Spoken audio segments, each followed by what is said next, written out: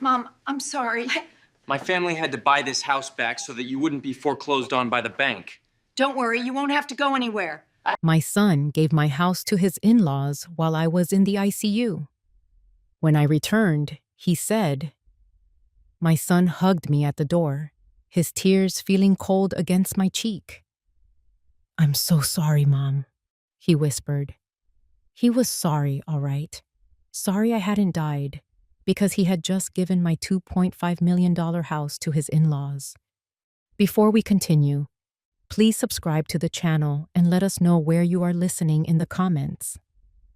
The taxi ride home from the hospital had been a blur of gray Portland drizzle streaking across the window. I'd spent 3 weeks in the ICU, a ghost tethered to the world by wires and tubes. Now, returning to the world of the living felt like surfacing from the deep ocean. My legs were weak, and the cane in my hand felt like a foreign appendage. But as the cab turned onto my street, a flicker of strength returned. I saw it, my home. The grand 140-year-old Victorian stood proudly against the moody sky, its intricate woodwork a testament to a bygone era. It was more than a house. It was the fortress of my life, the legacy William and I had built. The heavy oak door swung open before my hand reached the bell. Adrian, my son, rushed out, his face a carefully constructed mask of anguish. Mom, I'm so sorry. His voice cracked, but his eyes, for a split second, darted past me, betraying a different emotion, fear. I leaned on his arm as he guided me inside. The familiar scent of old books, lemon polish, and damp earth filled my lungs. But something was off. A sterile, floral perfume, Evelyn's scent, had invaded the space. A cloying impostor, Evelyn, my daughter-in-law, glided into view from the living room. She was the picture of gentle concern, her hand wrapped possessively around Adrian's arm. Clara? She cooed. We were so worried. We're so glad you're home. Adrian led me to my favorite armchair by the window. Mom, he began, avoiding my gaze. While you were unresponsive, some things happened. He placed a thick stack of documents on the coffee table. The top page read, Deed of Transfer. Your investments, they collapsed. The market volatility was unprecedented. I tried to salvage what I could, but your entire nest egg was wiped out. The lie was so audacious, so complete. It was almost impressive. Evelyn knelt beside my chair. Her movements were fluid, predatory. My family stepped in to help Clara. We had to buy the house to save it from foreclosure. She placed her cool hand on mine. Don't you worry. You won't have to go anywhere. We'll take care of you. Her voice was pure venom wrapped in silk. That's when I saw them. Sparkling on her earlobes were my pearl earrings, the ones William had given me on our 30th anniversary. I remembered his smile that day, the weight of the small box in my hand. Seeing them on her felt like a desecration. From the direction of the kitchen, I heard a low chuckle, followed by the clink of wine glasses. Victor and Lorraine Hart, Evelyn's parents, vultures already picking at the corpse of my life. The initial shock, the raw pain of my son's betrayal, began to recede. It was replaced by an icy calm, a familiar feeling from my old life as a fraud investigator. The switch flipped. The grieving mother stepped back, and the analyst took her place. I surveyed the scene, the actors, the props, the flawlessly executed script.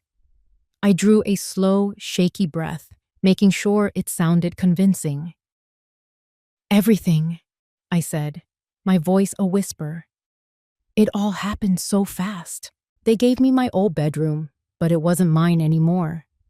Evelyn, with her impeccable soulless taste, had already remade it. My heavy velvet curtains were replaced with flimsy white linen ones that did nothing to block the persistent glow of the streetlights.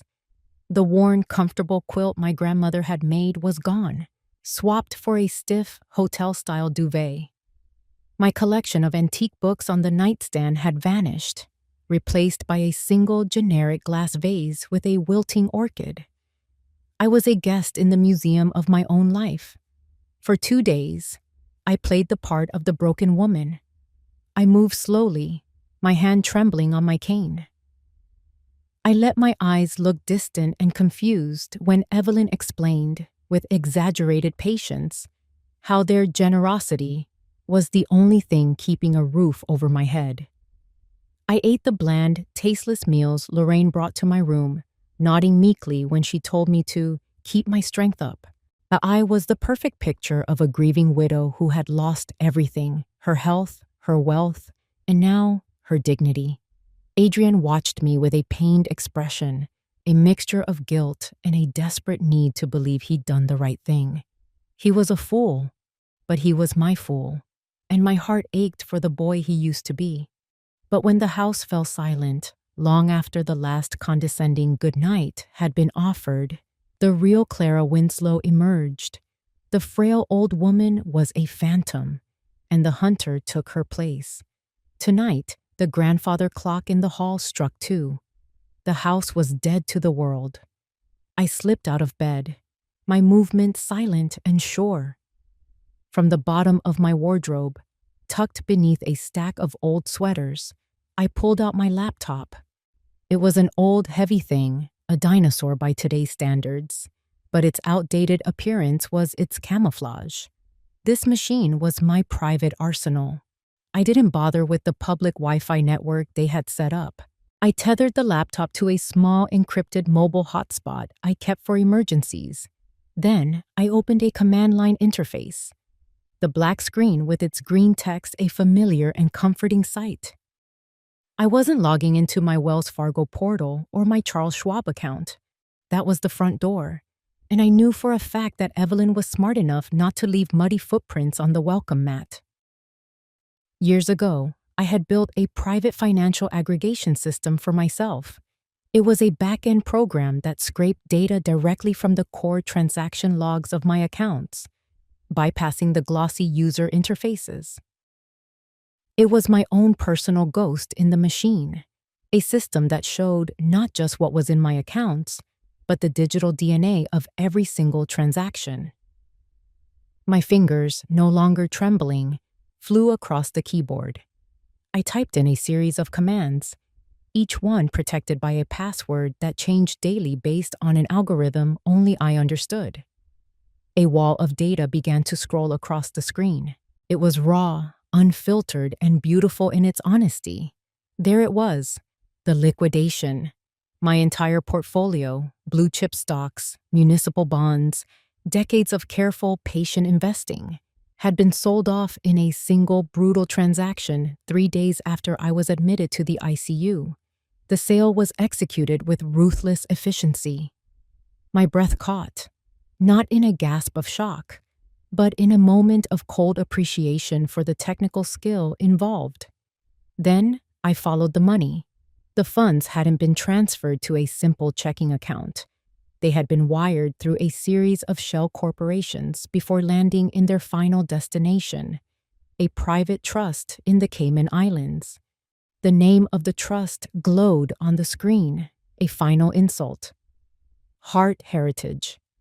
I leaned back in my chair, a chill creeping over me that had nothing to do with the draft from the window. The final piece of the puzzle was the authorization. My digital signature, C. Winslow, was affixed to the primary transfer order. It was perfect, frighteningly perfect. They hadn't just stolen my money, they had stolen my identity, my digital ghost, and made it do their bidding. The devil, as they say, is in the details, and this detail was a masterpiece of forgery. There was no panic. There were no tears. That performance was for my audience downstairs. In the silent darkness of my room, there was only the cold, hard clarity of the truth.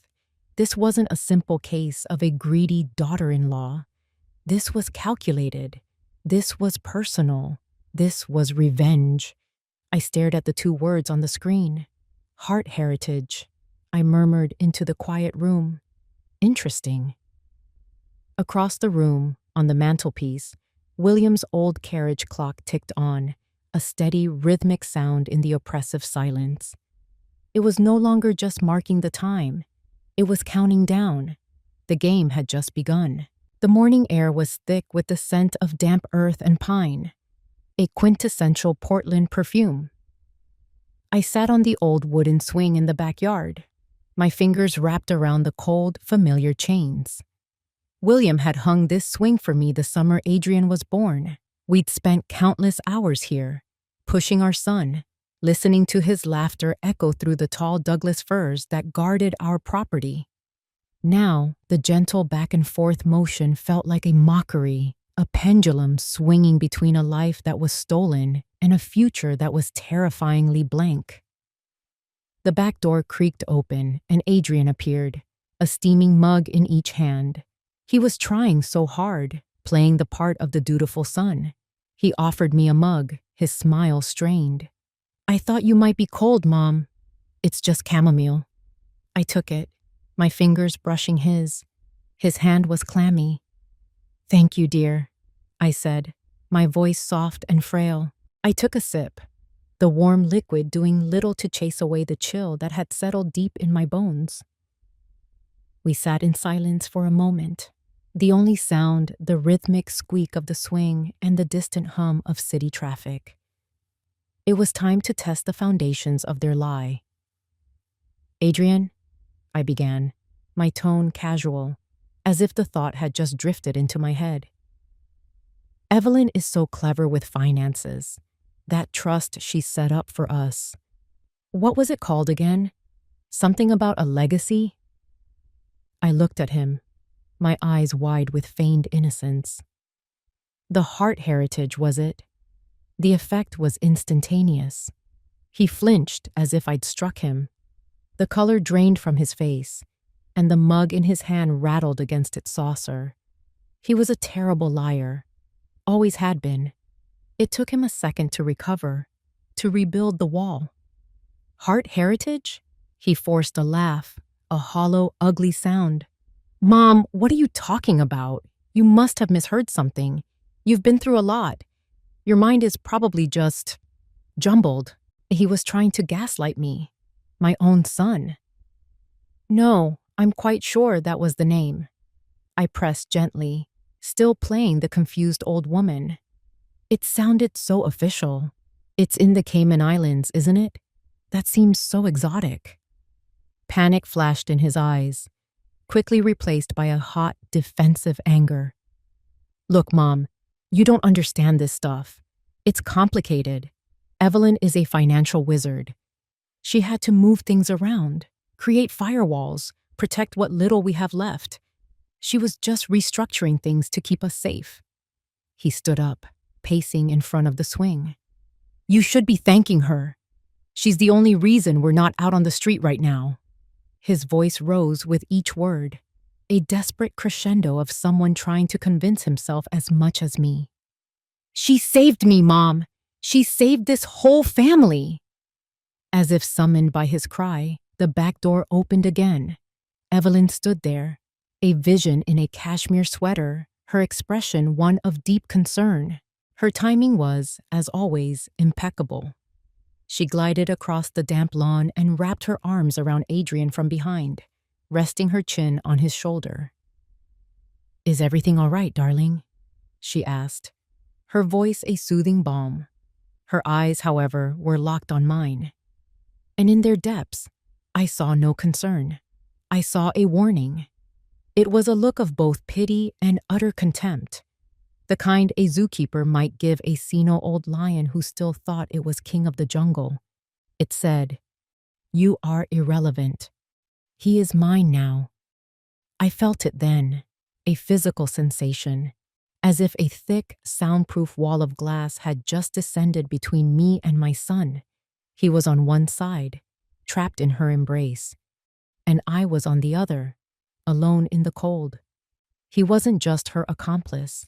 He was her shield, her believer, her fiercest protector. The pain of that realization was a sharp physical blow, worse than any financial loss. It was the agony of a mother who sees her child willingly walk into the arms of his own destroyer. My anger, which had been a low, simmering heat, now blazed. But it was a cold fire. The anger of being betrayed was eclipsed by the fury of being underestimated. They looked at me and saw a relic, a confused, frail old woman to be managed and placated. They had no idea who they were dealing with. I looked at Adrian, my son, the boy I had pushed on this very swing. But the boy was gone. As he leaned into his wife's embrace, his eyes met mine, and I saw nothing of him left. All I could see was her reflection. For 3 days, I was a ghost in my own home, observing, listening, and never letting the mask slip. On the 4th day, I decided it was time to leave the fortress. At breakfast, I made a show of looking through a local gardening magazine, sighing with theatrical wistfulness. "You know," I said to Evelyn as she measured out her organic chia seeds, "I think I need a project, something to keep my mind busy. The public library has a wonderful section on historical Portland gardens. I think I'll take a walk over there." Evelyn looked up, a flicker of suspicion in her eyes. But my performance was flawless. I looked like a woman grasping at straws, trying to find a simple hobby to distract from her monumental loss. "That's a lovely idea, Clara," she said, her voice dripping with condescension. "Just don't overdo it. And take your phone." I smiled weakly. "Of course, dear. I didn't mention that the phone she'd given me was a simple flip phone with no internet access, a digital leash designed to track my location, not to empower me. It was perfect." The walk to the Multnomah County Central Library was a welcome reprieve. The cool, misty air felt clean in my lungs, washing away the cloying scent of Evelyn's perfume that now permeated my house. The library itself was a sanctuary of anonymity, a grand old building filled with the quiet rustle of turning pages and the low hum of computers. It was the perfect place to disappear in plain sight. I bypassed the gardening section entirely and made my way to the public computer terminals on the 2nd floor. I found a station in a secluded corner, flanked by towering shelves of reference books. I took out the large format copy of the Oregonian I'd brought with me and spread it out on the desk, creating a makeshift privacy screen. To anyone glancing over, I was just an old woman catching up on the news. My hands were steady as I navigated to a browser I'd loaded onto a tiny, disguised USB stick. It routed my connection through a series of international proxies, making my digital footprint untraceable. I wasn't just logging into a burner email. I was accessing a ghost account on a server that technically didn't exist, a system William and I had designed years ago for communicating when we were working on sensitive cases. It was a digital dead drop. The login required a 3-part authentication key, a password, a physical token I kept disguised as a button on my coat, and a one-time code generated by an algorithm linked to the day's closing price of the Nikkei 225. Overkill, perhaps, but William always used to say, "It's only overkill until you need it." Once inside, I opened a new message. The interface was stark, just black and white text. No frills, no metadata. I left the subject line blank. In the body, I attached a single image I had stored on the drive. A stark black and white photograph of a lone black pawn on a chessboard. Beneath it, I typed 5 words. Ghost Protocol. Start with Victor Hart, the black pawn. In chess, it's the most numerous and least powerful piece, often sacrificed without a second thought to protect a more valuable player or to gain a strategic advantage. It was how the Harts saw Adrian, and by extension, me. We were expendable, a means to an end. This single image would tell my friend everything she needed to know about the stakes of this game. I hit send. The message vanished, and the system automatically logged me out, wiping any trace of my session. I folded my newspaper, removed my USB drive, and walked away from the terminal. My work here was done. Miles away, in a sleek downtown office overlooking the Willamette River, Harriet Cole was reviewing a deposition. At 70, Harriet was a lioness of the legal world, sharp, feared, and fiercely loyal. A small, discreet notification chimed on her desktop. It wasn't an email or a text. It was an alert from a custom-built application she and I had shared for decades. She saw the sender ID, a meaningless string of alphanumeric characters, and her focus sharpened. She clicked it open. The black pawn filled her screen, followed by the 5 words. Her expression didn't change, but a cold fire ignited in her eyes. She understood instantly. Ghost Protocol was our code red. It meant I was compromised, operating behind enemy lines, and completely off the grid. It meant she was not to contact me under any circumstances. She was now my proxy in the world, my general moving my pieces on the board while I was trapped in the castle. Start with Victor Hart wasn't a suggestion. It was the first target. Harriet closed the message. As designed, it immediately self-destructed, leaving no trace it had ever existed. She didn't call me. She didn't hesitate. She swiveled in her leather chair, her gaze fixed on the rain-swept city below. Then, with methodical precision, she opened her firm's secure server and created a new case file. She named it Winslow Estate Query. She locked it down with the highest security protocols, accessible only by her. The wheels of justice, my justice, were now officially in motion. Before we continue, please subscribe to the channel and let us know where you are listening in the comments. The basement smelled of time itself. A thick, heavy scent of damp concrete, decaying paper, and a century of forgotten things. It was William's domain, a catacomb of carefully labeled boxes containing the artifacts of his life's work. To Evelyn and her parents, it was just a dusty cellar. To me, it was an archive, and I was about to access its most critical file. I needed a plausible excuse to be down there, a reason that fit my role as a woman adrift in memories. "Evelyn, dear," I had said over lunch, my voice wavering slightly. "I was just thinking, Adrian's baby pictures. I think they're in an old trunk in the basement. I'd so love to see them." Evelyn had waved a dismissive hand, her attention fixed on her phone. "Whatever you like, Clara. Just be careful on those stairs. We wouldn't want you to have another fall." The threat was veiled, but it was there. Now, under the dim glow of a single bare bulb, I made my way through the labyrinth of boxes.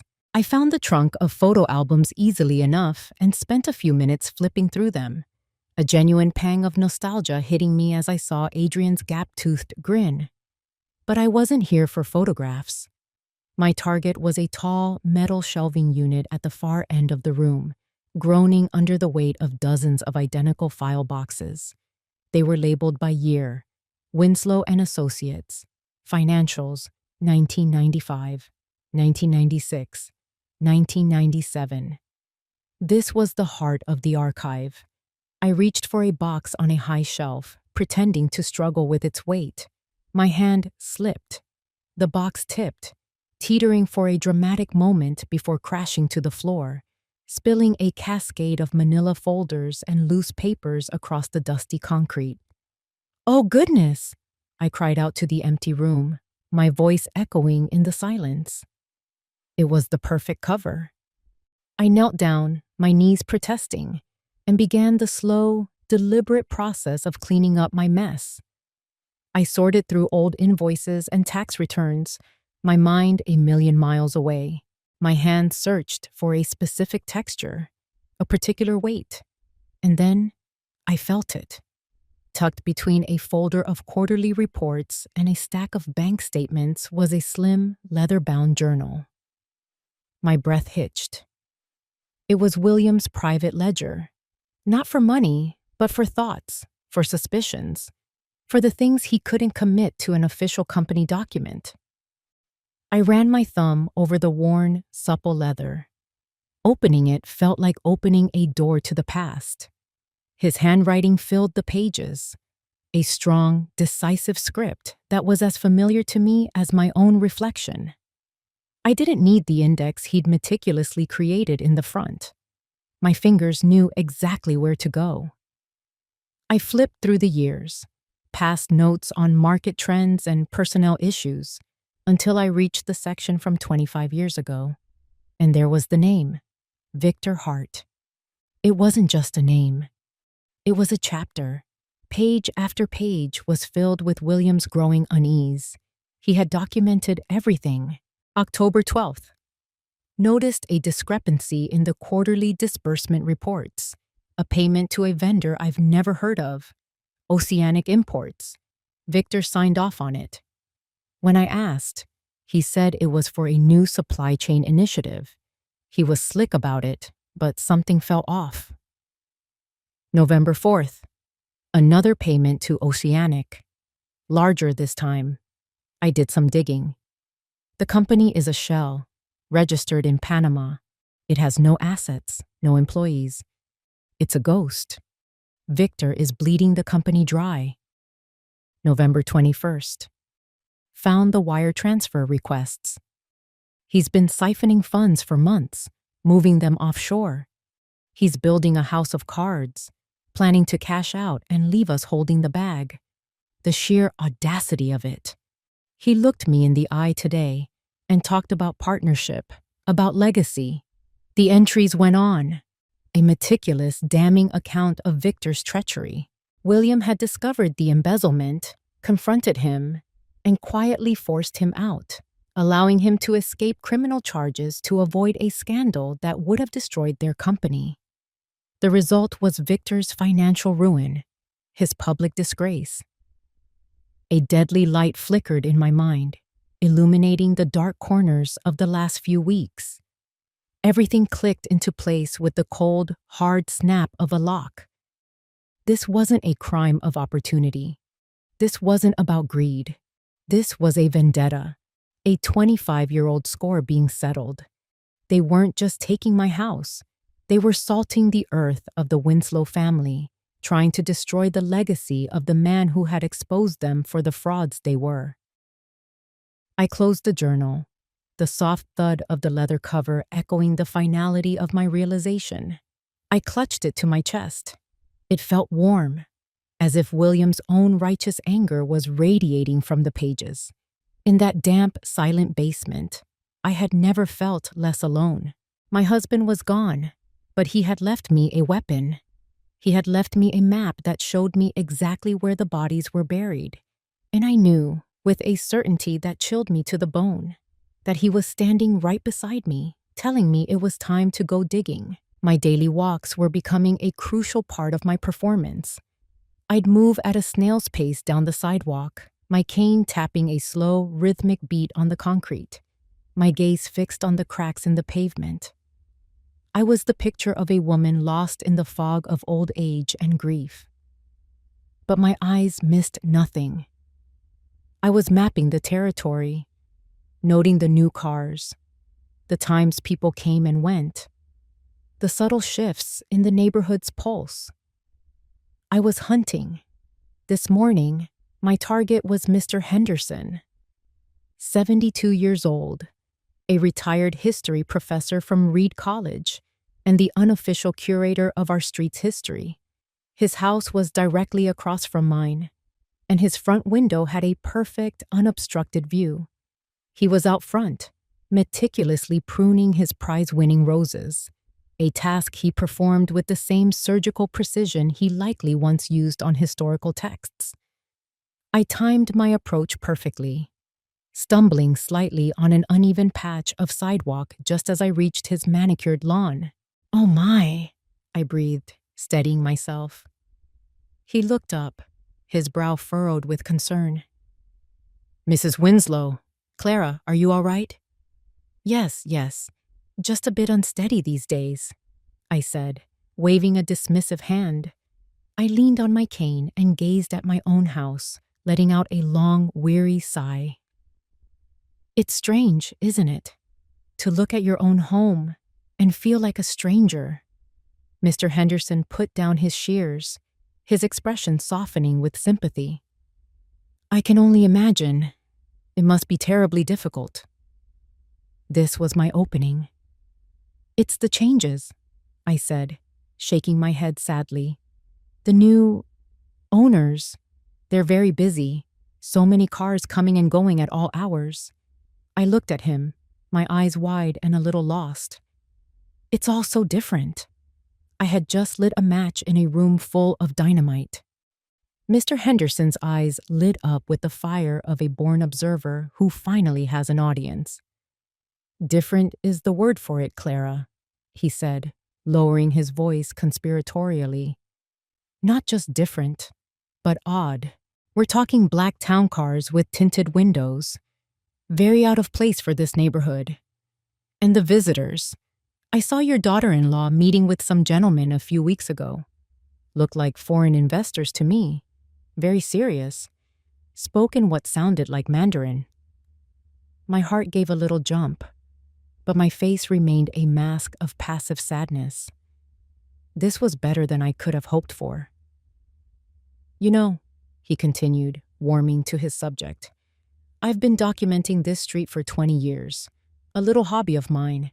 Photographing the houses, the seasons, the changes. I find the architectural evolution fascinating. He beamed with pride. You must come in. I'll make us some tea. I can show you what your garden looked like the year you won the City Beautification Award. A real triumph, that was. Oh, I couldn't impose, I demurred weakly. Nonsense. It would be my pleasure. His house was exactly as I'd imagined. Tidy, smelling of old paper and lemon oil, with books stacked on every available surface. He led me to a comfortable study and pulled out a series of thick, leather-bound photo albums. He was the neighborhood's living, breathing security camera. He started with the old photos, and we spent a few minutes reminiscing. Then he moved to the more recent albums. Now, here we are, just last month, he said, tapping a glossy photo. There's one of those black cars I was telling you about. My eyes scanned the page, but it was the photo next to it that made the air leave my lungs. It was a picture of Evelyn, standing on the sidewalk a block from the hospital. She was in a hushed, intense conversation with a woman in nurse's scrubs. In the photo, Evelyn was passing the nurse a thick manila envelope. Your daughter-in-law seems to know one of the nurses from St. Vincent's, Mr. Henderson commented idly. Saw them talking a couple of times, and I felt like I'd been struck by lightning. I kept my expression placid, but inside, my mind was racing, connecting dots I hadn't even known existed. Then he turned the page. And your son, Adrian, he said, his voice softening. Poor boy, he's had a rough go of it. This was the day after you were admitted to the hospital. He looked absolutely gutted. The photograph was a masterpiece of unintentional espionage. It showed Adrian and Evelyn standing near the front porch of my house. Adrian's face was a portrait of pure agony, his shoulders slumped in defeat. He was handing Evelyn a small, polished wooden box. I knew that box. It was William's old cigar humidor. After he quit smoking, he used it to store his most precious keepsakes, his father's pocket watch, a medal from his time in the service, the first tooth Adrian ever lost. It was the box of his soul, and my son was handing it over to her. A symbolic, unconditional surrender. A wave of pain, sharp and fierce, shot through me. It was the grief of a mother seeing her son's spirit being broken. But beneath the pain was a surge of cold, hard triumph. This was it. This was the psychological crowbar I needed to pry my son away from her influence. This picture wasn't just evidence. It was a weapon. I placed a trembling hand over my heart. Oh my, I whispered. And this time, the tremor was real. So many memories. I left Mr. Henderson's house 20 minutes later my head held high, my steps a little firmer.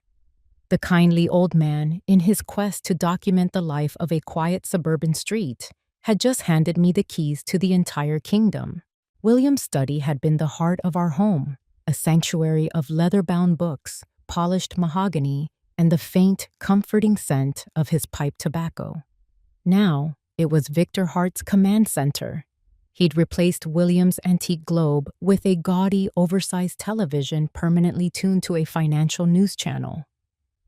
My husband's treasured landscape paintings were gone. The walls now adorned with framed, motivational posters featuring eagles and mountaintops with words like success and dominance in bold letters. The desecration was so complete it was almost comical. I knew from Harriet's initial discreet inquiries that the Harts were getting desperate. Their hostile takeover was nearly complete, but they were missing a few key documents. Original copies of certain trust agreements William had established decades ago. Without them, their legal claim to some of the more complex assets was shaky. They had been tearing the house apart, under the guise of reorganizing, searching for them. It was time to give them a map. The stage was set at dinner. It was a tense, miserable affair. I'd been pushing my food around my plate, playing the part of the listless, broken woman. Adrian was trying to engage me in conversation, his voice full of a forced cheerfulness that grated on the nerves. Evelyn and her father were barely concealing their impatience, eager to get back to their scheming. I waited for a lull in the conversation, then looked at Adrian, my eyes misty with manufactured nostalgia. "You know, Adrian," I began, my voice a frail whisper, "I was just thinking about your father's old office. He kept so many secrets in that room." Evelyn and Victor froze, their forks halfway to their mouths. They were listening, every word. "Secrets?"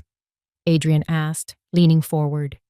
"Oh, silly things, mostly," I said with a dismissive wave of my hand. "But he was always so proud of his little hiding places, like the safe. He was so sure no one would ever find it." "A safe?" Victor's voice was sharp, a predator catching a scent. "What safe?" I looked at him as if seeing him for the first time. "Oh, hello, Victor. I didn't see you there." I turned back to Adrian. "It's behind the big painting of Mount Hood, dear. He always said it was the safest place in the house." I let out a small, sad laugh. He had such a funny code for it. He said it was a date he knew I'd never forget. I leaned in, lowering my voice so they all had to strain to hear. It was the birthday of the grandchild I always wished for. The barb was for Evelyn. It hit its mark. A flash of anger crossed her face before being replaced by avarice. Adrian just looked confused and hurt, but I knew the hook had been swallowed, line and sinker. That night, I was ready. The bird-watching camera I'd installed 2 days prior was a marvel of miniature technology. I had told Evelyn I wanted to watch a family of robins that had built a nest in the oak tree just outside the study window. She'd rolled her eyes at my senile hobby, but allowed it. The tiny camera, nestled in the corner of the window frame, had a perfect, unobstructed view of the Mount Hood painting. At a little past midnight, my tablet, connected to the camera's secure feed, lit up with movement. The study door creaked open. Evelyn and Victor slipped inside, thick as thieves. They didn't even bother to turn on the lights, using their phone flashlights like a pair of cheap burglars. "Are you sure about this?" Victor whispered, his voice tinny through the tablet speaker. "Of course, I'm sure," Evelyn hissed back. "The old woman is losing her mind. She practically gift-wrapped it for us." They took down the painting, revealing the dark, circular dial of the safe. Evelyn knelt, her fingers expertly turning the dial. I had, of course, made up the combination, but I also knew William. He was a man of habit and sentiment. The real combination was, and always had been, our wedding anniversary. A date I knew the Harts would never think to try. I had opened it myself the previous night and prepared the welcome party. The heavy door swung open with a satisfying thud. Evelyn and Victor leaned in, their faces alight with greedy anticipation, like children on Christmas morning. But the safe was empty, almost. Sitting alone on the velvet-lined shelf was a small retro cassette recorder, the kind from the 1980s. A tiny red light glowed, indicating it was on. For a moment, they just stared, their minds unable to process what they were seeing. Then, a voice filled the silent room. My voice, clear, calm, and cold as ice. "I know what you're looking for," the recording said. "But William Winslow's legacy is not for vultures." I watched on my screen as their faces contorted. The smug triumph vanished, replaced by a wave of shock, then confusion, and finally, the dawning of a cold, primal fear. For the first time, they understood. The game they thought they had won had been a completely different game all along. They weren't the players. They were the pieces. In the darkness of my bedroom, watching their panic-stricken faces on the glowing screen, I allowed myself a small, thin smile. It was the first time I had smiled since I came home. The board was set. My move. The next morning, the house was suffocatingly quiet. The flimsy curtain of civility we had all been hiding behind had been ripped away. There were no more forced smiles, no more offers of chamomile tea.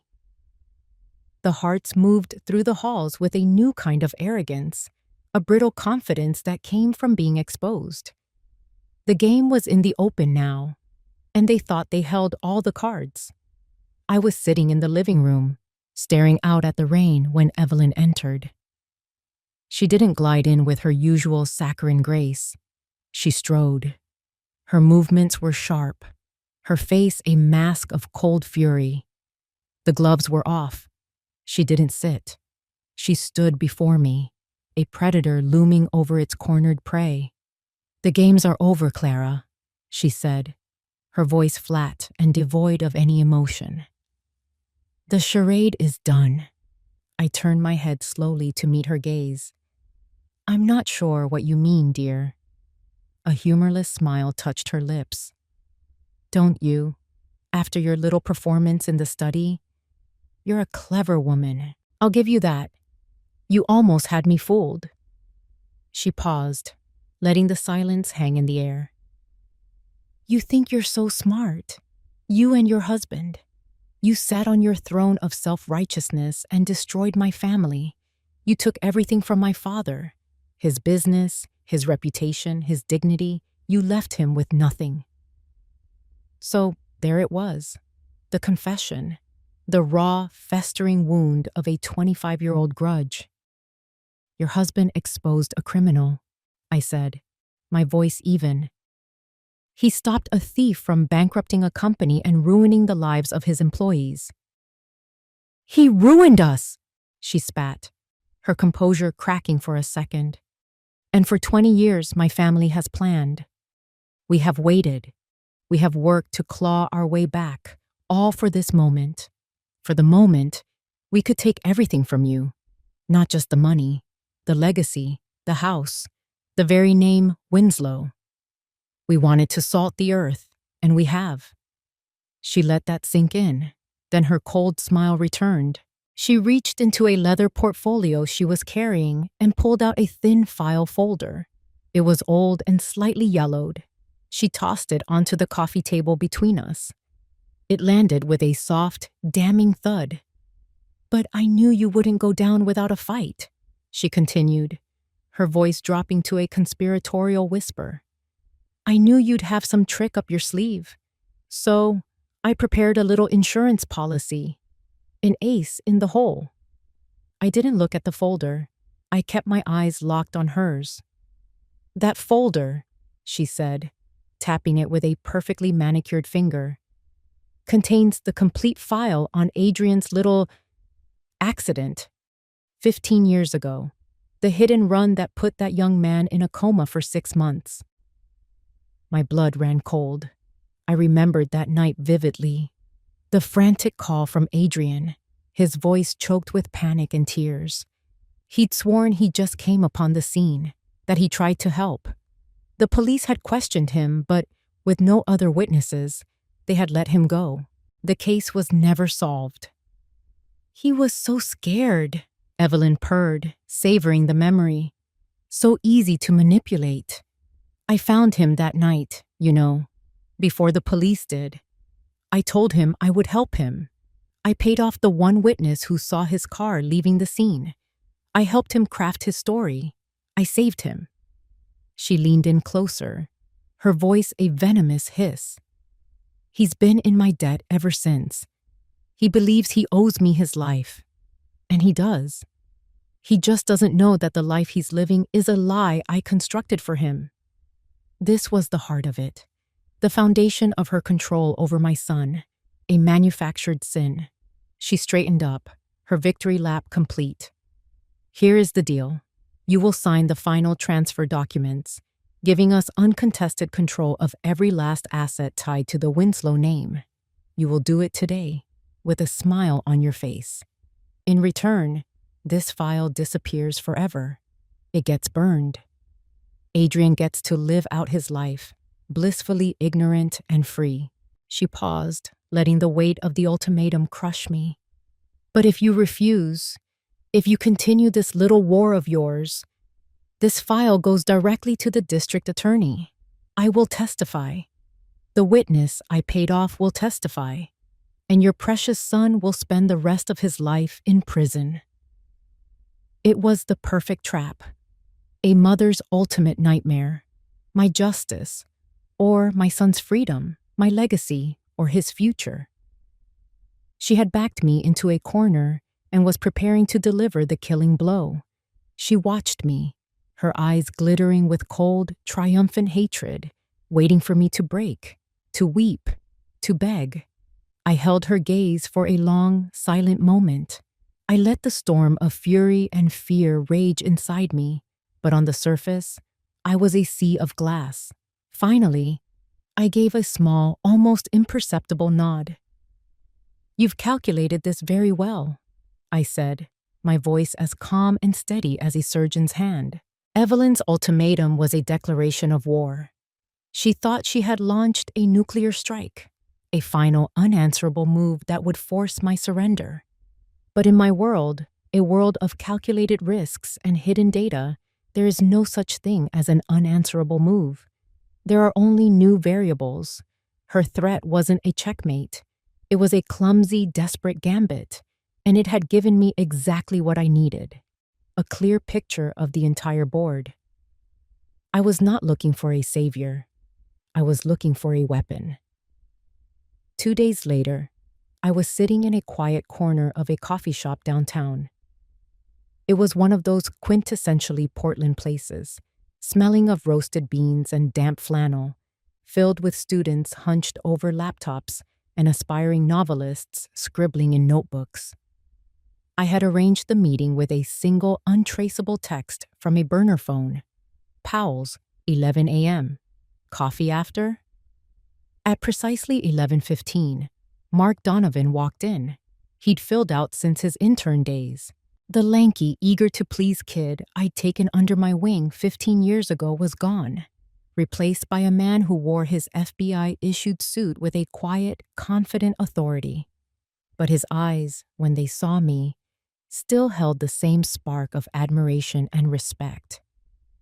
"Clara," he said, a warm smile breaking across his face as he slid into the booth opposite me. "It's been too long. You look exactly the same." It was a kind lie.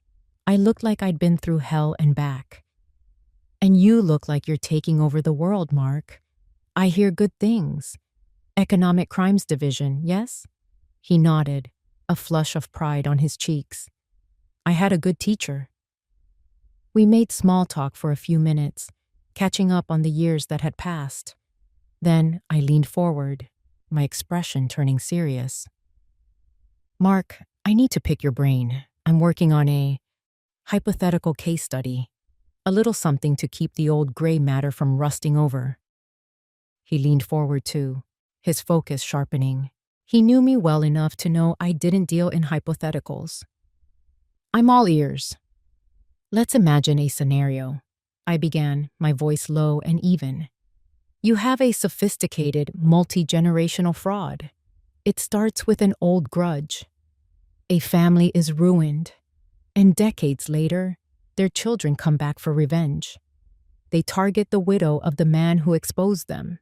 She has a medical emergency, and while she's incapacitated, they use a forged digital signature to liquidate her assets and move them to an offshore trust in a tax haven, let's say the Caymans.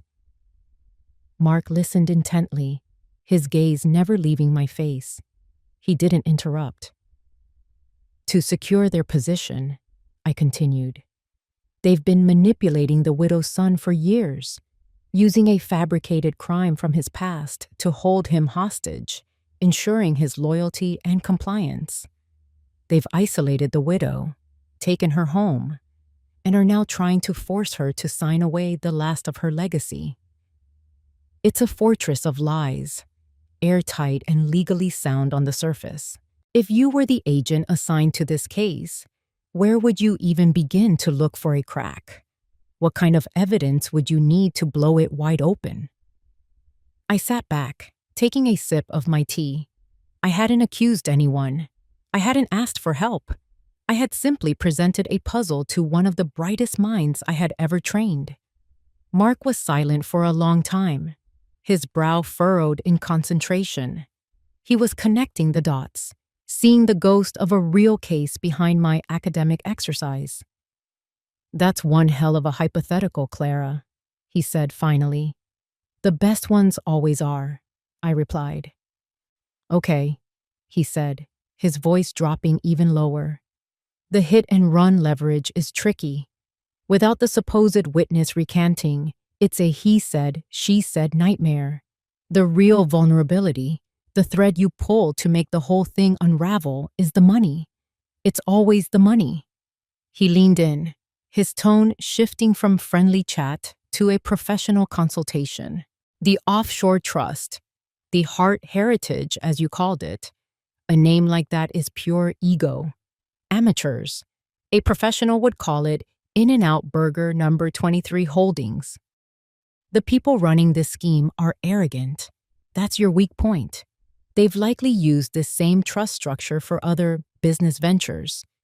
If this trust is part of a larger pattern of money laundering or tax evasion, then your family's assets are just one piece of a much bigger criminal enterprise. My heart began to beat a little faster. The FBI can't just subpoena records from the Cayman Islands on a hunch, he explained. But if we were already building a larger case against, say, a ring of international investors known for using Cayman trusts to wash dirty money, and your Heart Heritage Fund happened to be a node in that network, well, then it becomes a federal matter, a big one. The personal vendetta against you would be the thing that brings down their whole house of cards. He was giving me a roadmap. He was telling me what Harriet needed to find. So, if one were to, hypothetically, find evidence that the money used to buy your house came from the same sources as money used in other documented criminal activities, he let the sentence hang in the air. Then it's no longer a family dispute, I finished for him. It's racketeering. Precisely, he said. You wouldn't be a victim asking for help. You'd be a key witness providing the final piece of evidence in a major federal case. I felt a surge of adrenaline, a feeling I hadn't had in years. I wasn't a helpless old woman. I was a strategist. I wasn't seeking rescue. I was assembling my army. This meeting had confirmed it. I didn't need someone to fight my battles for me. I just needed the right weapons. And Mark, my brilliant former student, had just handed me the entire arsenal. The dining room table, a solid block of mahogany that had hosted a lifetime of family celebrations, felt like a slab in a morgue. The final transfer documents were spread out across its polished surface, a white flag of my supposed surrender. Victor and Lorraine sat on one side, their faces smug and impatient. Evelyn sat beside Adrian, her hand resting on his arm, the picture of a supportive wife. And Adrian, my son looked hollowed out, his eyes filled with a miserable conflict that tore my heart in two. I had requested this meeting. I told them I was ready. "Let's end this," I'd said, my voice heavy with resignation. They believed they were here to witness my final defeat. They were about to witness an execution. Evelyn slid a pen across the table, a sleek gold fountain pen. Theatrics were her specialty. "Whenever you're ready, Clara." I picked up the pen. It felt heavy, cold. I held it over the signature line, my hand trembling just enough to be convincing. I could feel their collective gaze on me, 4 pairs of eyes waiting for the ink to flow, for the final nail to be hammered into the Winslow coffin. I took a deep breath, then set the pen down, deliberately, beside the paper. I turned my gaze from the documents and looked directly at my son. "Before I sign," I said, my voice quiet, but carrying in the tense silence, "I want you to know the truth, Adrian. The real truth about that night, 15 years ago." Evelyn stiffened. "Clara, don't," she warned, her voice a low hiss. "There's no need to dredge up the past." "Oh, but there is," I said, my eyes never leaving Adrian's. "Because your entire life has been built on a lie, and your mother will not sign away your family's legacy to pay for a crime you never committed." From the pocket of my cardigan, I pulled out a slightly blurry photograph, Mr. Henderson's prize shot. I slid it across the table. It stopped in front of Adrian. It showed a dark sedan, partially obscured by a tree, its license plate unreadable. It was nothing, and it was everything. "What is this?" Adrian asked, his voice confused. "That," I said, "is the car belonging to a man named David Miller. He was a witness. He saw the whole thing. He saw the driver, a drunk teenager in his father's sports car, hit that young man and then speed away. He saw you arrive a minute later, Adrian. He saw you get out of your car, run to the victim, and call for help." The color was draining from Adrian's face. He looked from the photo to Evelyn, a question dawning in his eyes. "Mr. Miller was going to go to the police," I continued, my voice gaining strength, each word a carefully placed stone building a new reality. "But he never made it, because Evelyn here got to him first.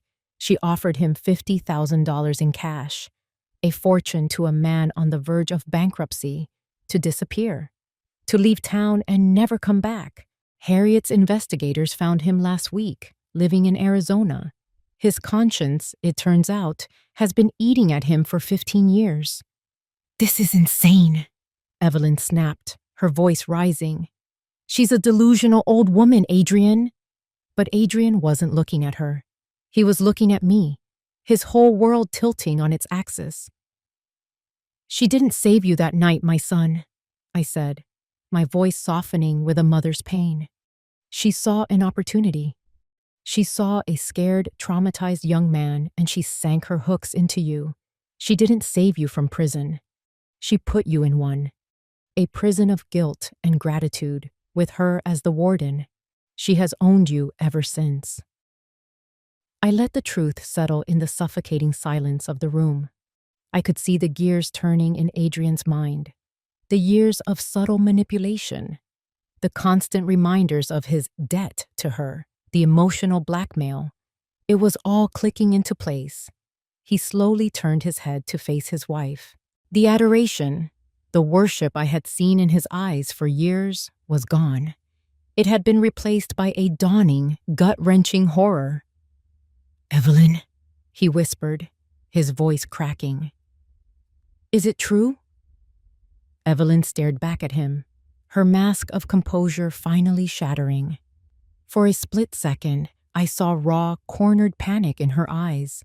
She had lost him, the foundation of her entire plan.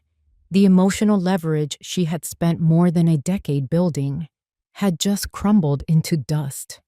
In that moment of dead, suffocating silence, the only sound was the sleek gold fountain pen rolling off the edge of the table. It hit the hardwood floor with a sharp, definitive crack that echoed like a gunshot. The play was over. The sound of the gold pen cracking against the floor was the only sound in the universe. Adrian stared at Evelyn, the architecture of his life collapsing in real time behind his eyes. Victor and Lorraine were frozen, their faces pale masks of disbelief. In their minds, this was a momentary setback, a family drama that had spiraled out of control. They still believed they were in charge. That's when the doorbell rang. The chime was sharp, clear, and utterly alien in the suffocating tension of the room. No one moved. It rang again, longer this time, insistent. "Get rid of them," Victor snarled, his composure finally snapping. He thought it was a neighbor, a delivery, some mundane interruption to his moment of triumph. But the front door opened. There was no knock, just the quiet, decisive click of the lock turning. Harriet Cole stepped into the doorway first. She wore a dark gray suit that was tailored like armor, and her expression was one of absolute, unshakable authority. She was not alone. Behind her stood Mark Donovan, and flanking him were two other individuals, a man and a woman, both dressed in dark, functional suits. They had the quiet, watchful stillness of federal agents. Their eyes swept the room, taking in the scene not as a family dispute, but as a crime scene. Victor puffed out his chest, a pathetic attempt to regain control. "This is a private residence," he blustered. "You are trespassing. I demand you leave at once." Mark ignored him completely, his gaze fixed on Victor with a kind of professional disinterest. He stepped forward, producing a badge from his jacket. "We're not here about the house," he said, his voice calm and official. He nodded towards the documents on the table. "Frankly, we don't care about your little real estate squabble." He took another step, and the two agents moved with him, their movements fluid and practiced. "Victor Hart," Mark said, his voice cutting through the air like a blade. "You are under arrest for money laundering and conspiracy to commit wire fraud on a federal level." The words hit the room like a physical blow. Money laundering? Federal? This was a different language, a different world from the one the Harts thought they inhabited. Lorraine let out a small, strangled gasp. Evelyn's face went from pale to chalk white. As one of the agents moved behind Victor to cuff his hands, Harriet stepped forward. She didn't look at the Harts. She looked at me and at Adrian. She was here to narrate the end of the story for us. "The Hart Heritage Fund was quite a piece of work," she began, her voice crisp and clear. "A very busy little account. It turns out you weren't the only ones using it, Victor. For the past 18 months, the FBI has been tracking a transnational criminal organization that uses a network of Cayman trusts to wash money from illegal arms sales and narcotics trafficking." She let that sink in. The Harts weren't just crooks. They were swimming in a sewer with sharks. "Those serious Asian gentlemen your neighbor saw," Harriet continued, her gaze unwavering, "were not investors. They were undercover federal agents. The FBI was building a massive RICO case, but they were missing a direct, prosecutable link to the domestic players. They needed one of them to make a mistake." She paused, then delivered the killing blow. "And then you did. You got greedy, and you got personal. You funneled the funds from Clara's liquidated assets, her life savings, through that very same federally monitored trust. You used the machinery of a global criminal enterprise to settle a petty 25-year-old grudge." I watched their faces. The smug confidence, the belief that they were masterminds, evaporated into thin air. It was replaced by the dawning, sickening horror of a chess player who suddenly realizes he's been playing checkers all along, and he's lost. They weren't predators, they were bait. Your little vendetta was the sloppy, final move the FBI was waiting for, Harriet concluded. You provided them with a clean, domestic, and deeply personal crime that was inextricably linked to their international case. You handed them the smoking gun, the missing link, the whole damn thing on a silver platter. You didn't just get caught. You brought down the entire house of cards. In that moment, I understood. I wasn't just a victim who had fought back. I was the catalyst. My personal tragedy, my stolen home, my broken-hearted son. This was the unforeseen event, the black swan that had brought a sprawling criminal empire to its knees. The Harts, in their desperate need to destroy the legacy of William Winslow, had inadvertently fulfilled it. My husband had spent his life bringing financial criminals to justice, and now, even in death, he had brought down the biggest of them all. The agents led them away. Victor and Lorraine were silent, their faces slack with shock. Evelyn, as they guided her past me, turned her head. Her eyes met mine one last time. They were filled with a look of pure, undiluted hatred that was so profound it was almost beautiful. She had lost everything, and she knew exactly who to blame. A week later, the house was quiet again. But it was a different kind of quiet. The oppressive, suffocating silence of the Harts had been replaced by a peaceful stillness that felt like a deep, cleansing breath. The cloying scent of Evelyn's perfume was gone, replaced once more by the familiar, comforting aroma of old books, beeswax, and the damp Portland earth. William's study was a sanctuary again. His paintings were back on the walls. His globe was back in its rightful place, and the only sound was the gentle ticking of his old carriage clock on the mantelpiece. The house was mine. It had always been mine. Adrian and I sat in the two leather armchairs facing the fireplace, a space we hadn't shared since he was a boy coming to his father for advice. The silence between us was heavy, but it wasn't angry. It was the weighted silence of grief, of shame, and of a future that was an unwritten page. He hadn't spoken much in the days since the arrests. He moved through the house like a ghost, his face etched with a kind of profound shame that was more painful to watch than any anger. Finally, he stirred. In his hands, he was holding the small, polished wooden box. William's humidor. He had retrieved it from his and Evelyn's belongings before the police had sealed their new temporary home. He held it out to me, not as a gift, but as an offering, an act of penance. "I'm so sorry, Mom," he whispered, his voice thick with unshed tears. "I let him down. I let you down." I took the box from him. My fingers traced the familiar grain of the wood. "You were a victim, Adrian. You were manipulated in the cruelest way possible." "I should have known," he said, his voice breaking. "I should have seen who she was."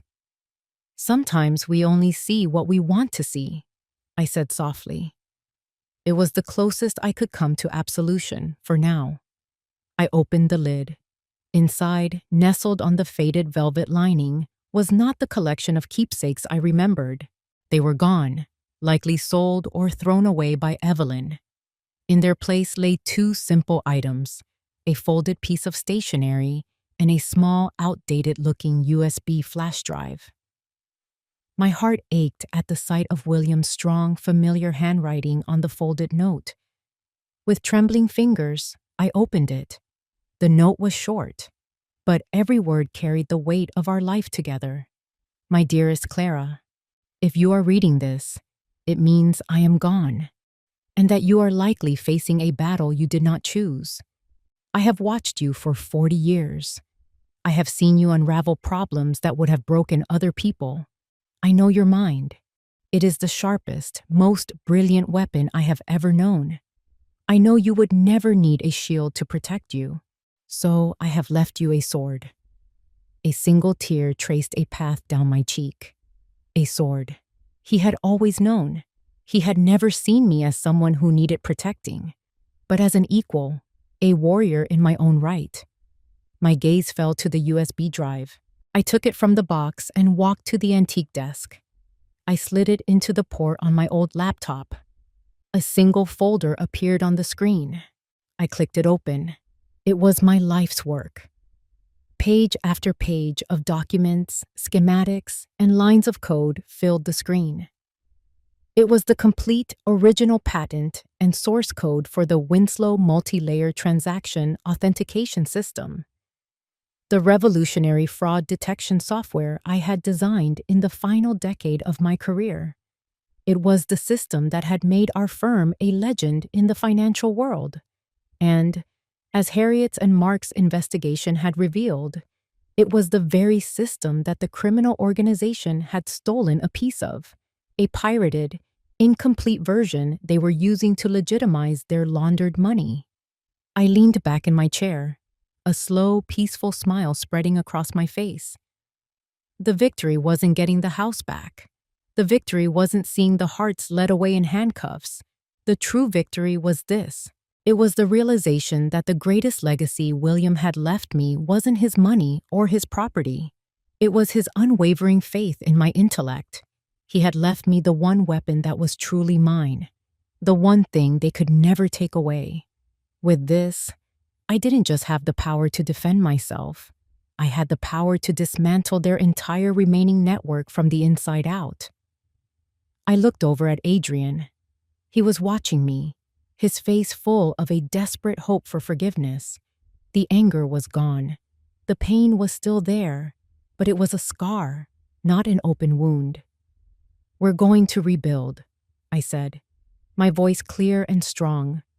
"We'll build something new from these ashes." But this time, I met his gaze, my eyes full of a love that was fierce and unconditional. "We do it my way."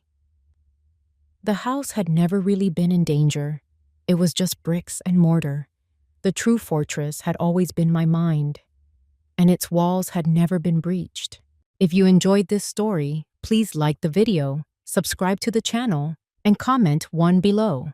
If not, feel free to comment 0 so we know and can improve future videos. To hear the next story, click the box on the left. Thank you for watching.